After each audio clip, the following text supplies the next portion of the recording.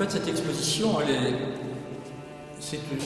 raconte l'histoire de deux très jeunes femmes de 13 ans qui ont été, pour l'une, lapidées sur le ventre, donc Emrance, et Agnès, sa sœur de lait. J'ai élaboré un travail sur les 6 colonnes,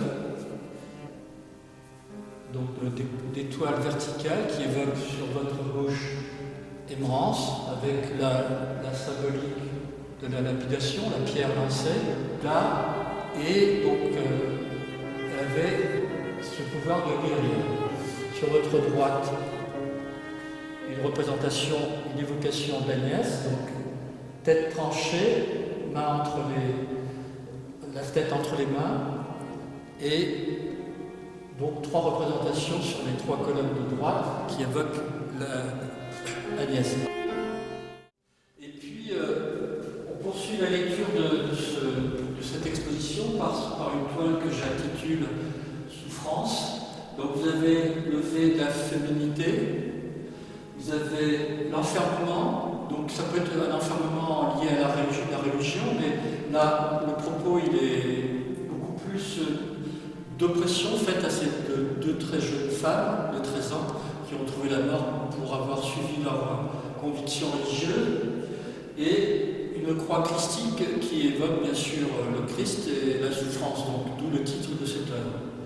Cette toile que j'ai nommée Christ avec un E, s'agissant de martyrs faite à ces deux jeunes femmes, et qui nous amène à ce travail ici qui évoque la faculté qu'avait Emrance de guérir les maux, donc M-A-U-X-M-O-T-S, donc la main guérisseuse.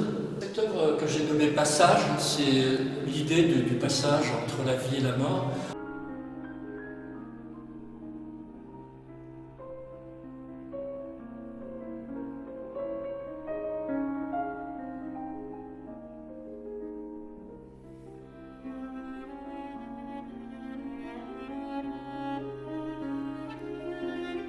C'est une œuvre que j'appelle donc décollation, donc la tête tranchée, les mains qui soutiennent et la main qui est probablement celle du bureau. Moi je pense que c'est plutôt un geste de compassion.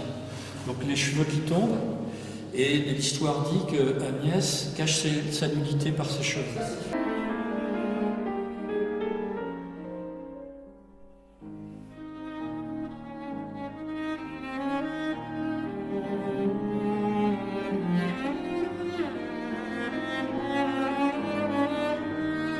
C'est une représentation en quelque sorte de la naissance et puis de la mort au sol.